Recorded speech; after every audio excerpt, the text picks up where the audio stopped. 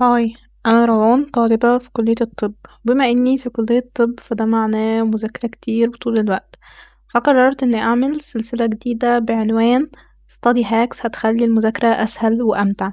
وأول طريقة جربتها هي طريقة الفاين ماب، وهقولكوا طبقتها ازاي وفرقت معايا ازاي. اولا الطريقة دي ببساطة انك بتشرح كل معلومة انت ذاكرتها كأنك بتشرح لطفل صغير قاعد قدامك.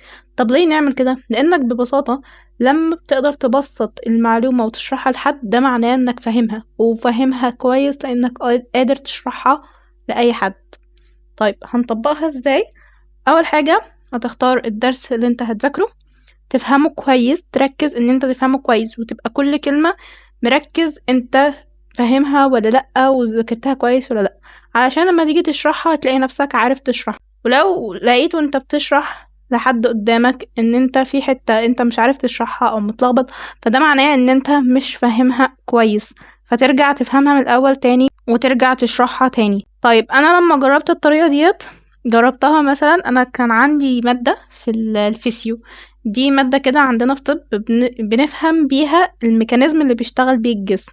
طبعا من أصعب المواد اللي عندي في سنين الدراسة الأكاديمي اللي أنا فيها دلوقتي، فكنت بعمل الطريقة ديت وأبدأ أفهم كل كلمة بكلمة علشان أفهمها وكأني بشرح بحد قدامي، وكان بيفرق فعلا لأن دي مادة فهم.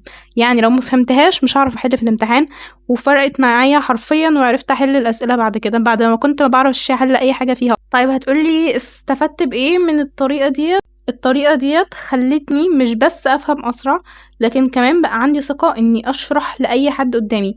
بقيت بذاكر بتركيز كل كلمة، فاهمة إيه هي علشان أعرف أشرحها تاني، وبقيت حاسة إن أنا بستمتع وأنا بتعلم.